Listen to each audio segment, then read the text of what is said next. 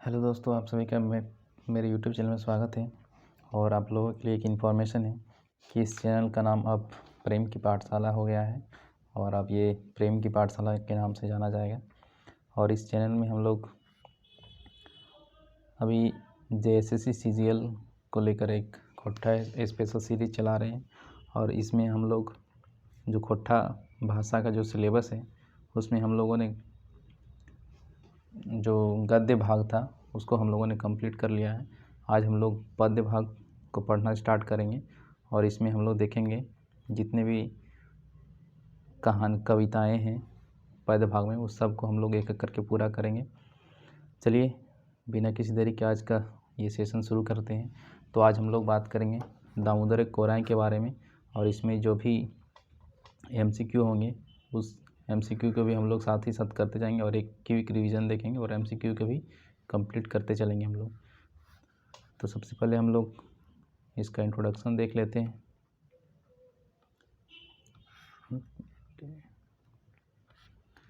तो सबसे पहले खोट्टा का सिलेबस पे एक नज़र हम लोग देख लेते हैं। इसमें हम लोगों ने गद्य भाग में जो छाहर है उसको हम लोगों ने कंप्लीट कर लिया है और उसके बाद छाहर के बाद जो सोंध माटी है उसको भी हम लोगों ने कंप्लीट कर लिया है। और जिन्होंने नहीं देखा वो डिस्क्रिप्शन में लिंक दिया गया है, वहाँ से आप देख सकते हैं। खोट्टा निबंध के बारे में हम लोगों ने पढ़ लिया है और यहाँ से साहित्य की जो अन्य विधाएं हैं इसको भी हम लोगों ने कंप्लीट कर लिया है। संस्मरण हो गया, जीवनी साहित्य हो गया, यात्रा वृत्तांत हो गया, शब्द चित्र हो गया, ये सभी चीज़ हम लोगों ने कंप्लीट कर लिया है। आज हम लोग इस पद्य भाग को देखेंगे और इसमें हम लोग सबसे पहले देखेंगे दामोदर कोराएँ को, जिसके लेखक कौन है, शिवनाथ प्रामाणिक हैं। चलिए बिना किसी देरी के आगे हम लोग बढ़ते हैं। सबसे पहले लेखक परिचय के बारे में हम लोग जान लेते हैं कि शिवनाथ प्रामाणिक जो लेखक हैं इनके बारे में जान लेते हैं। तो सबसे पहला चीज़ है कि इनका जन्म कब हुआ था। तो जन्म 13 जनवरी 1949 को हुआ था। आपको डेट याद नहीं रखना है लेकिन आपको साल कम से कम पता होना चाहिए कब इनका जन्म हुआ था। इनके पिता का नाम मुरलीधर प्रामाणिक है, इनकी माता का नाम तिनकी देवी है। और ये जो पुस्तक है दामोदर कोराएँ, इस पुस्तक का प्रकाशन 1986 में हुआ था। और इस पुस्तक को प्रकाशित करने वाले जो कमेटी थी वो कौन थी, छोटा नागपुर खोट्टा कमेटी, बोकारो। तो आपको इसे याद रखना है कि इस पुस्तक का प्रकाशन कहाँ से हुआ है, तो छोटा नागपुर खोट्टा कमेटी बोकारो से। और इस पुस्तक की जो भूमिका है उसको किसने लिखा है, A.K. झा ने लिखा है, जिनको कृषि विज्ञानी भी कहा जाता है। उसके बाद जो कथा वस्तु है इस पुस्तक का और सारांश उसको लिखा है शांति भारत ने। और इस खंड में जो है कुल 6 काव्य हैं, ठीक है। एक बार हम लोग संक्षेप में सभी काव्य के बारे में थोड़ा थोड़ा पढ़ लेंगे। जो पहला काव्य जो है वो उसका नाम है मेला।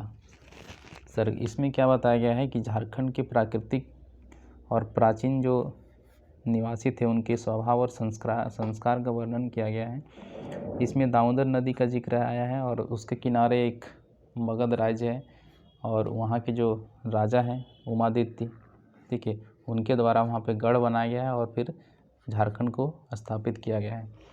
दशहरा के समय मेला में बौद्ध भिक्षु का आगमन होता है। फिर राजा बौद्ध धर्म को स्वीकार कर लेता है। कौन राजा, यानी उमादित्य, ठीक है। बौद्ध धर्म को कौन ग्रहण कर स्वीकार कर लेता है, तो उमादित्य स्वीकार कर लेता है। और फिर अहिंसावादी और प्रजावत्सल होने का इस काव्य में वर्णन है। फिर आगे सब एक कंटिन्यूएशन में काव्य लिखा गया है। उसके बाद दो नायक हैं, एक नायक एक नायिका, ठीक है। सरंची नायिका का नाम है और कमल जो है वो नायक है। उमादित्य का उत्तराधिकारी यानी कि कमल के पिता कालकेतु है, ठीक है।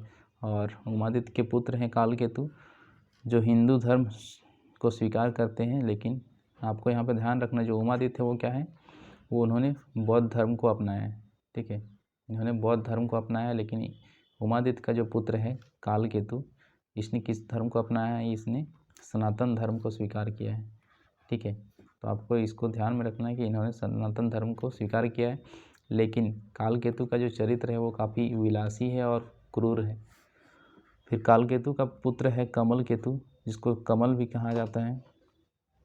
कमल केतु इसका पुत्र है, और ये कमल केतु जो है अपने पिता की नीतियों से सहमत नहीं होता है, और इसके वजह से क्या होता है कि उसे राजमहल से निकलना पड़ता है, क्योंकि उसे निकाल दिया जाता है क्योंकि वो अपने पिता की नीतियों से वो सहमत नहीं होता है।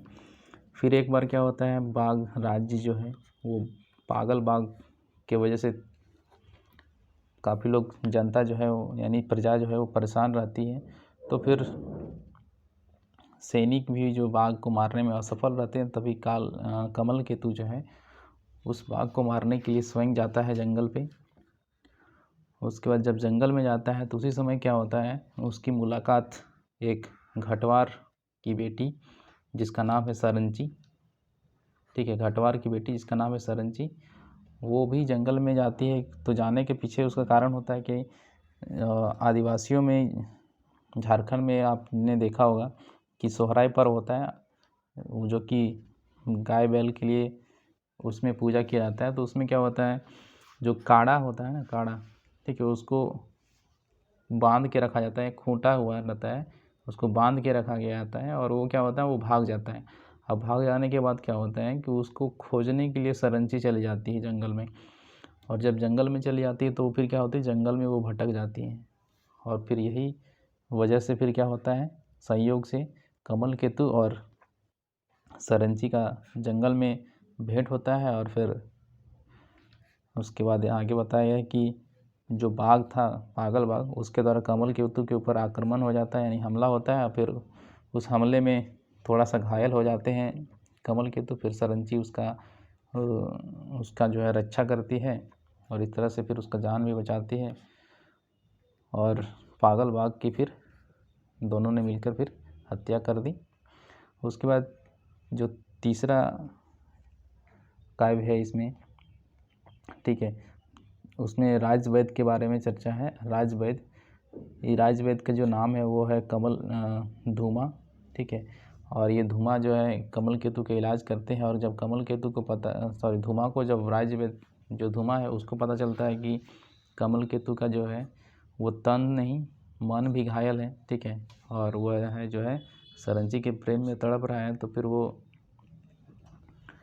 सरंची, जो राजवैद्य धूमा है, सरंची कमल को संदेशवाहक बनाता है, यानी कि धूमा को संदेशवाहक बनाता है। लेकिन और जब वहाँ पे, यानी कमल केतु जो है वो राजवैद्य को संदेश लेके जाने के लिए बोलता है सरंची के पास, लेकिन सरंची जो है उसके प्यार को ठुकरा देती है। और इसलिए ठुकरा देती है क्योंकि वो कहाँ घटवार की बेटी और राजा, और दूसरा चीज़ फिर वो काफ़ी समझाता है तो कमल केतु से का बात वो मान जाती है, और मानती है एक शर्त पे। वो कहती है कि वो उसके अपने पिता के जो क्रूर शासन है उसके खिलाफ सरंची का उसे साथ देना पड़ेगा, तभी वो उससे प्रेम करेगी।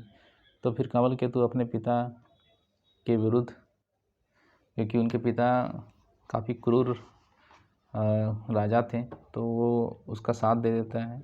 फिर इस तरह से दोनों का प्यार जो है शुरू होता है। फिर अमर चट्टान के बारे में बताया गया इसमें कि कमल और सरंची का जो त्याग और समर्पण है प्रजाहित में, उसके बारे में बताया गया है इसमें। फिर हूणों के आक्रमण के बारे में बताया गया है 5वें में।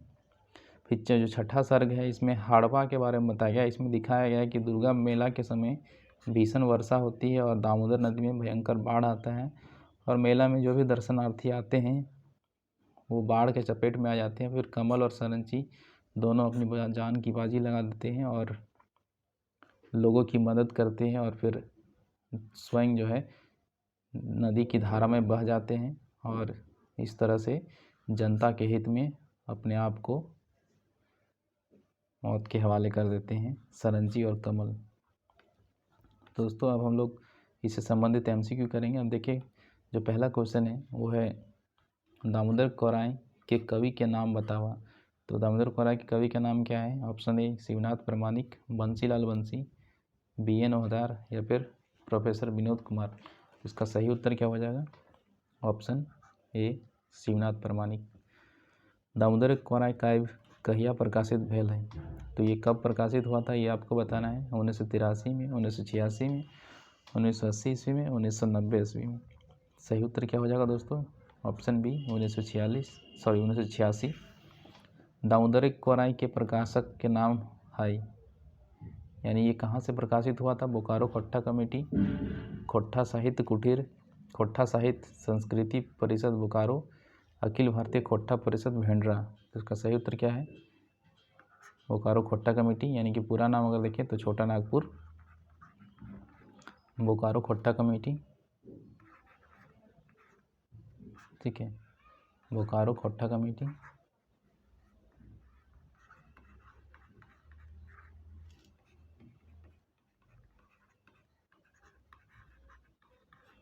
ठीक है, ये है दोस्तों। अब हम लोग नेक्स्ट क्वेश्चन पे चलते हैं।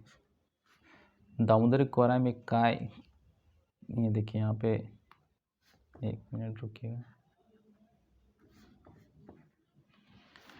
यहाँ पे पूछा है, यहाँ काय नहीं होगा, कई गो होगा। ठीक है, दामोदर कोराई में कई गो सर्ग है, यानी कई गो खंड है।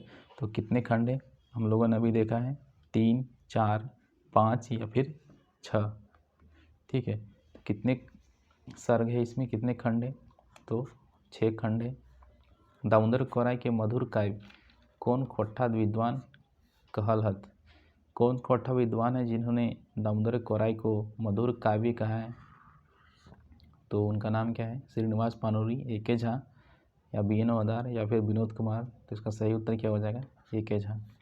दामोदर कोराई के पहला सर्ग की लागे, पहला सर्ग क्या है इसका? मेला, सरंची कमल, हाड़पा या फिर राजवेद। तो पहला जो सर्ग है इसका हम लोगों ने अभी देखा, मेला इसका पहला सर्ग है, पहला खंड है। दामोदर कोराई के आखिरी सर्ग हके, आखिरी सर्ग क्या है? मेला, सरंची कमल, हाड़पा या फिर राजवेद। तो अंतिम जो सर्ग है वो है हाड़पा। ऑप्शन सी इसका सही उत्तर हो जाएगा। नेक्स्ट क्वेश्चन है, दामोदर कोराई में इतिहास कल्पना के जोग है। ये आपको बताना है कि क्या है, सही लागे, गलत है, सही गलत दियो, या फिर कौनो नहीं। तो क्या है? इतिहास और कल्पना दोनों है। तो क्या है, ये सही है कि गलत है? तो ये सही है।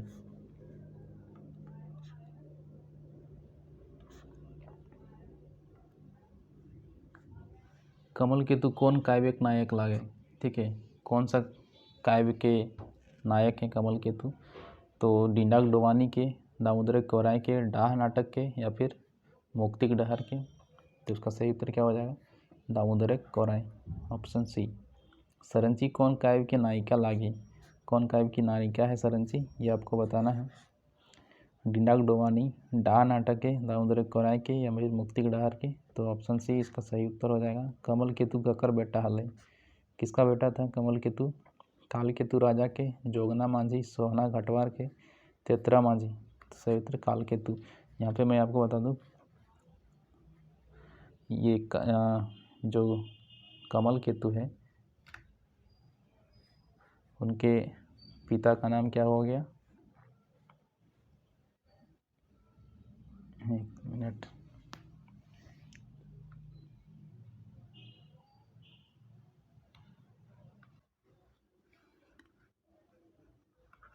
उमादित्य। ठीक है, उमादित्य राजा थे और ये बौद्ध धर्म से थे।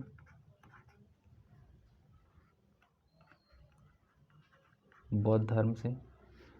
इसके पुत्र थे काल केतु। ठीक है, और ये थे सनातन धर्म से। और इसका पुत्र कौन था? कमल केतु। तो ये आपको याद रखना है कि उमादित्य के पुत्र काल केतु, काल केतु के पुत्र कमल केतु। ठीक है, चलिए हम लोग नेक्स्ट क्वेश्चन देखते हैं। नेक्स्ट क्वेश्चन है, सरंची और कमल केतु के पहिल भेंट कहाँ भेल रहे? तो कहाँ पे दोनों का भेंट हुआ था? बाग जोबरा बने, दुर्गा मेलाएं, राजमहलें, या काड़ा खूंटाए अखराएं। तो सही उत्तर क्या है? बाग जोबरा बने। काल केतु बाप के रहे? काल केतु का पिता कौन था? समुद्रगुप्त, विक्रमादित्य, चंद्रगुप्त या उमादित्य। तो सही उत्तर क्या है? उमादित्य। नेक्स्ट क्वेश्चन है उमादित्य कौन धर्म अंगीकार करल हले? जैन, इस्लाम, बौद्ध या फिर किरिस्तान? तो सही उत्तर क्या है? बौद्ध धर्म। बी। कालकेतु राजा बनल बाद कौन धर्म के पुनर्स्थापना करले? बौद्ध, हिंदू यानी सनातन, जैन या फिर किरिस्तान? तो सही उत्तर क्या हो जाएगा? सनातन धर्म को पुनर्स्थापित किया था उन्होंने। उमादित्य अपन गढ़ कौन नदी करघाय बनवल हल? यानी किस नदी के किनारे बनाया था, ये आपको बताना है। गंगा, दामोदर, कांसाय या फिर बराकर? तो सही उत्तर क्या हो जाएगा? दामोदर। चेच गांव गढ़ कौन नदी किनारे पावल गेल है? चेच गांव कौन सा नदी किनारे पाया गया है?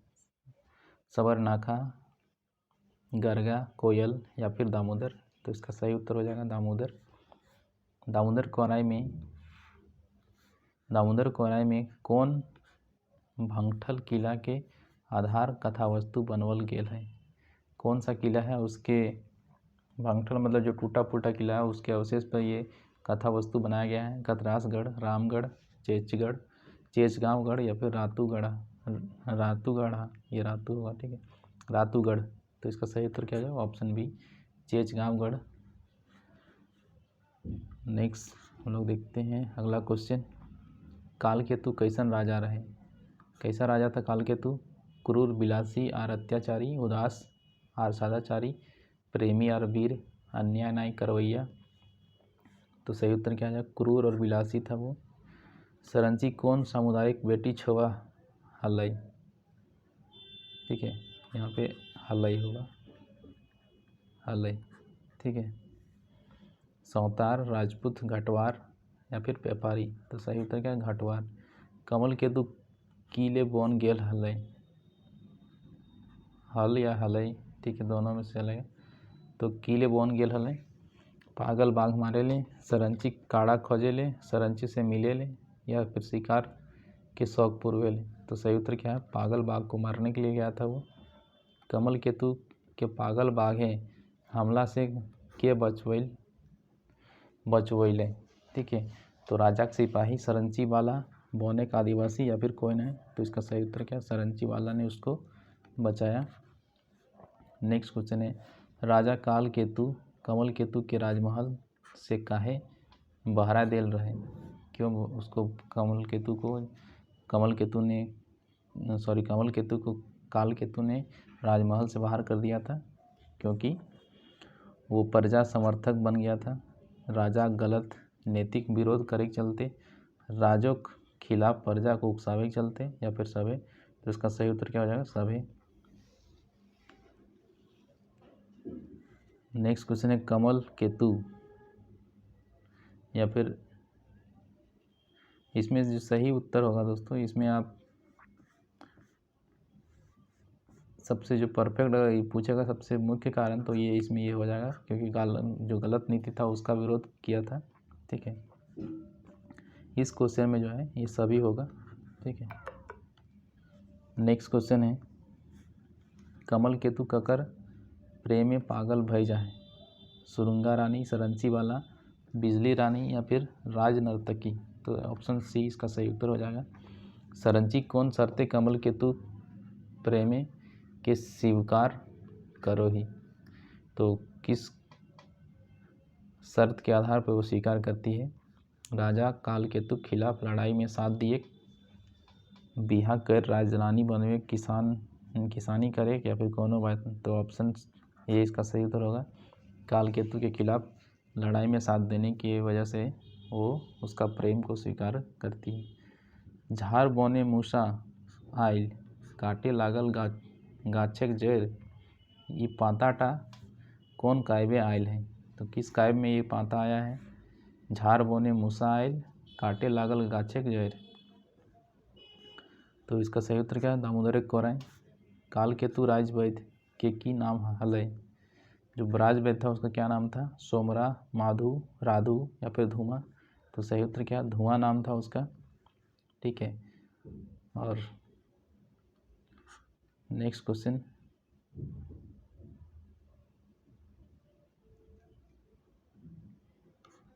एक मिनट दोस्तों, दोस्तों ये था, ये पुराना क्वेश्चन है, ये इसका नहीं है, ठीक है, ये कोई और चीज़ आ गई है, ठीक है। तो टोटल 27 क्वेश्चन था इसमें और हम लोगों ने सभी क्वेश्चन कर लिया। तो इतना ही क्वेश्चन इसमें था, इतना भी क्वेश्चन बन सकता था। और अगर आपको वीडियो कैसा लगा, अच्छा लगा तो ज़रूर लाइक करें, दोस्तों के साथ शेयर करें और चैनल के साथ पहली बार जुड़े हैं तो सब्सक्राइब करें। और मैं आपको बता दूं कि इसमें हम लोग खोट्टा की पूरी सिलेबस को पूरा करेंगे और हम लोगों ने लगभग एक खंड को पूरा कर दिया, ख़त्म कर दिया। ये दूसरा खंड आज से शुरू हुआ है।